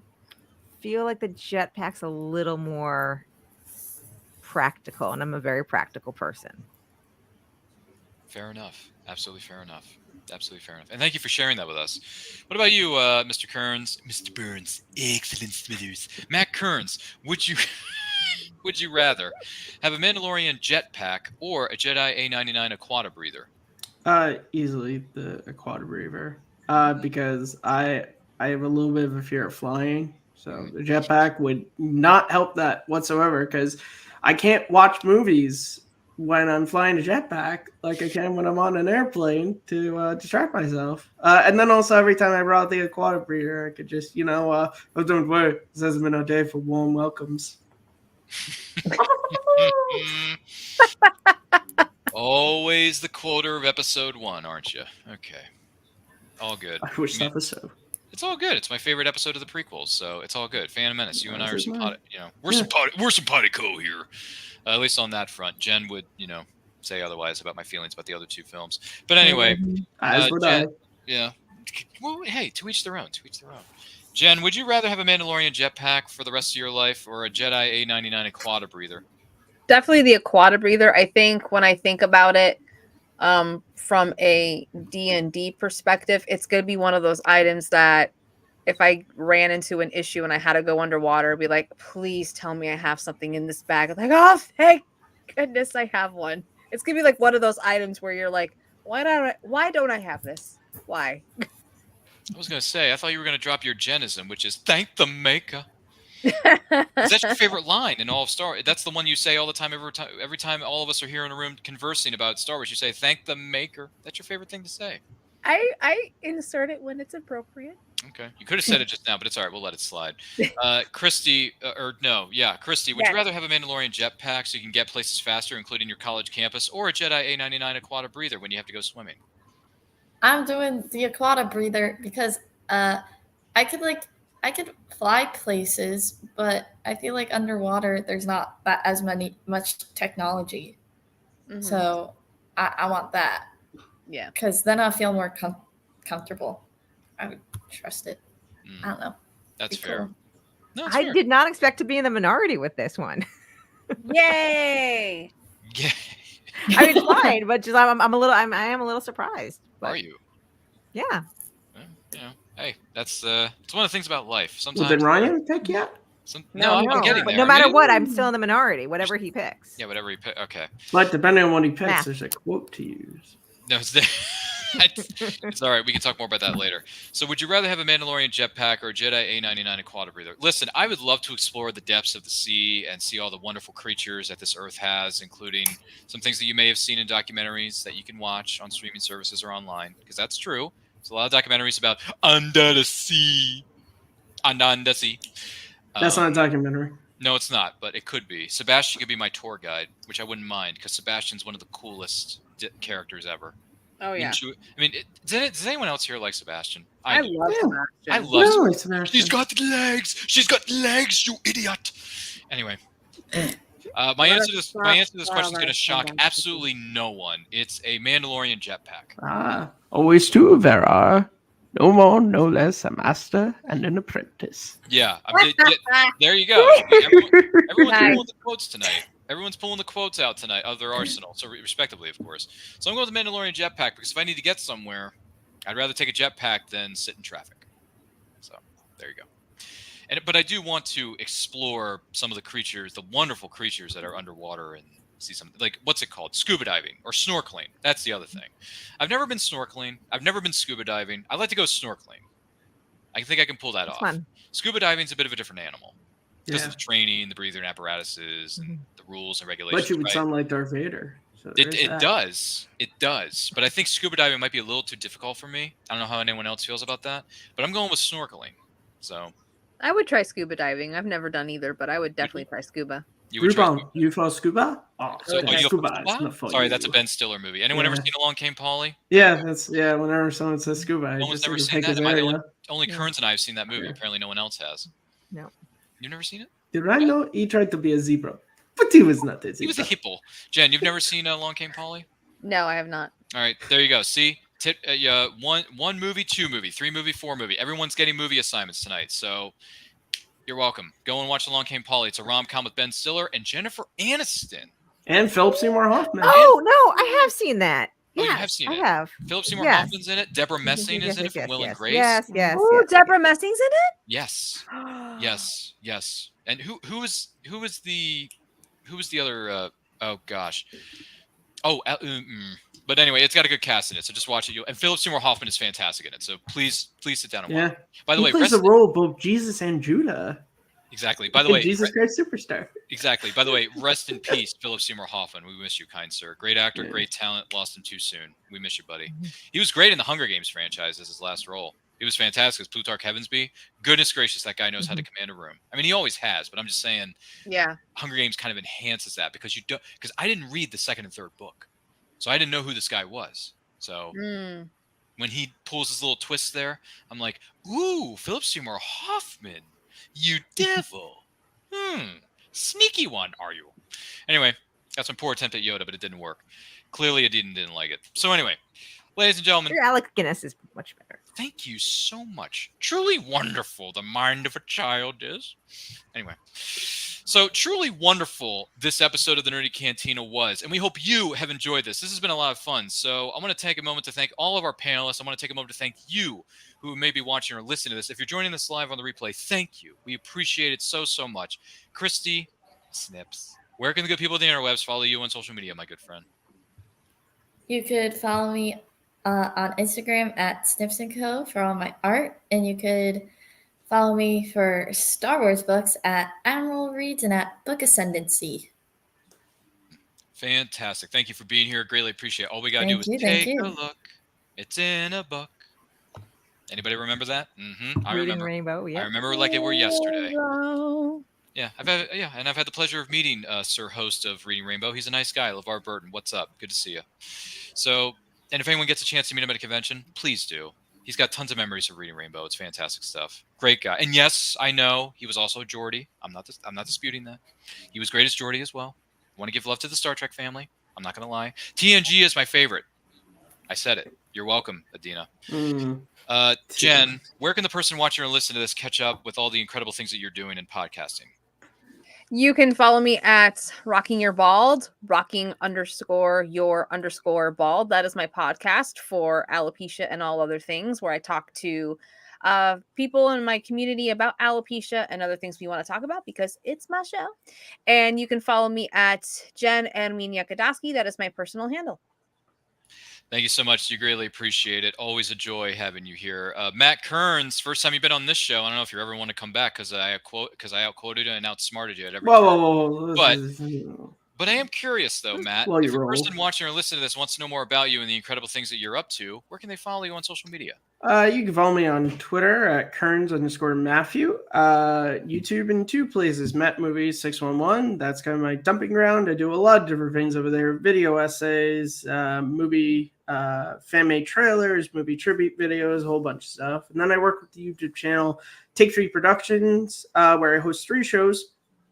The Fandom Podcast show where me and the guests, we sit down, we take one topic and we talk about why we love it. Ryan was actually on the premiere episode of that, and we talked about Superman. I've done other episodes on Star Wars, of course. Did we do Lord of the Rings? Or I think that's one that we were playing on. We've done a couple of different things, animation, comic book movies, a whole bunch of fun stuff. Then I host a video essay series called Second Look, where I take a movie that I love that I think is either overhated or under-talked about. And I kind of talk about why I think it's a good movie. I've done episodes on the prequels. I have 3 separate videos on that. The Hunt for October, Moneyball, and my most recent episode was on Speed Racer. Oh, and I did Star Trek The Motion Picture as well, which is one of my favorites. And then the final thing I do is a podcast with my buddy Abe Flores called Simple Tricks and Nonsense. It is a show to where me and my buddy of 6, almost 7 years, we just hit go live and we just talk about whatever. Sometimes we have a topic. Most of the times we don't. But it's a good time. So, yeah, it's all the things I do. And I would, of course, come back. I always love to talk Star Wars, and it's a lot of fun. My goodness. Congratulations on all that. We wish you the best of luck with every single one of our panelists' projects moving forward. Absolutely, for sure. And the force is strong in this guy's family, so it works. But I got to go to the expert here on sci-fi science. She blinded me with science and a whole bunch of other incredible things that she knows way too much about for her own good, because she's clearly taken many looks. They're in a book. So she's done it very well. Adina, I want to say thank you for being with us, but if a person is interested in learning more about you or some of the incredible stories that you've written over the years, where can they follow you on social media to find out more? Well, the best place is to go to my website, adinam.com. While I'm on all the social medias, just go to the website. That's the best place because you'll spring out everything from there, to include my email newsletter, which is a great thing. I put something out every other week, which tells you what's happening in life. It's a little bit of mix of science and science fiction and such. But buy my books. Go to Amazon. Get Crazy Foolish Robots. That's book 1 of the 4-book Robot Galaxy series. And also either pre-order or just mark that you're interested in Lunar Logic, which is my upcoming standalone. It comes out January 16th. And this is the copy that I just got the other day to just do the final edits on. I'm very excited. This is about a bunch of androids, robots living on the moon about 100 years from now. And a couple things happen, kind of lead them to realize that their existence isn't exactly what they thought it was. But it's fun science fiction. It's for adults, but without any mature content. My goodness. Well, we certainly know what's going to end up on the shelfies of Christie's social media accounts. And who knows, maybe she'll read those over the break. Maybe she'll become a fan of yours. I don't know. No pressure, though, my young apprentice. No pressure, because we all know you have way too many books in your collection as it is. But, if you want to add some more stuff to the recipe, feel free to mix it in. It may work for you. It may not. I don't know. It's open to interpretation. But for those of you wondering who the bantha fodder is, this good-looking guy who's a scruffy-looking nerve herder, as you can probably tell, you can follow me on Twitter and Instagram, should you dare, at RyanRPM5, and follow us on forums of social media. Also, we're this close to hitting 1,000. We are so close to hitting that milestone. And once we do, we're going to throw the greatest big live stream celebration that the galaxy and the Star Trek universe, including the Delta Quadrant and whatever else is out there, it's out there, guys. The truth is out there, has ever seen in their lives. And when we do, we're going to have returning guests such as Adina, Jen, Christy, Matt Kearns. They're all invited to come back and join us for that festive party. And we're also going to have special giveaways for you, our incredible subscribers, including 11 by 17 prints by our good friend, The Art of John Pinto, on Instagram and Facebook. Look at this guy. Oh, boy. You want some Darth Vader up on your wall? I can tell that you do. Well, guess what? We could be sending them right to your home or your office space. Just do me a favor. Beat up the copy machine after we drop off the print, because we don't want to do it during lunch hour. But also, if you're a fan of Star Trek, Strange New Worlds, if anyone's a fan of that, Adina, you may be a fan of that. I don't know. But you can end up winning a print of this and put it on your wall. Maybe have, what's his face? Anson Mount can maybe sign it for you. Personalize it for you, he might add. I don't know. But if you're a fan of someone known as the Whovians, the Doctor, if you want Doctor Who in your life, anyone Whovians here? Probably. You can end up winning this. Yeah, someone raised their hand as tribute. There you go. I see you. So, Doctor Who, and we got a whole bunch of other prints from different fandoms, different characters, different things that are wonderful about life. So if that's your thing, all you got to do is just tell your friends about us. And lastly, like, comment, share, subscribe, ring the bell to be notified our new videos go up or they go live. Nerdy Cantina is going to be on Tuesdays, 8 p.m. Eastern Time, talking all things Star Wars. And apparently someone likes to bring up Star Trek. That's okay. We can live in both galaxies. We can live in both universes. It's fine. I got no problem with it. First Contact is my favorite Star Trek movie of all time. That's not a problem. I don't have a problem with that because the line needs to be drawn here. And this far, no further. That's it. That's all you got to do. So isn't fandom wonderful? Honestly. Celebrate the fandoms you love most. And remember, the Force will be with you. Always.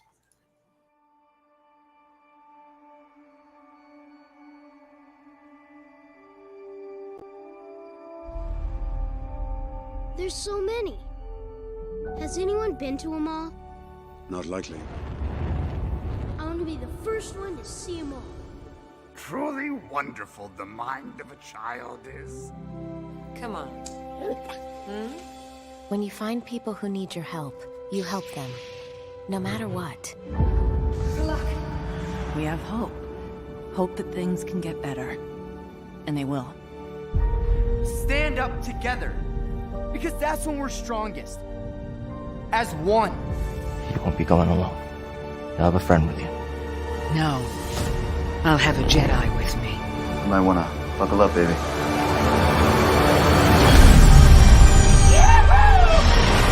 Rise in the Force.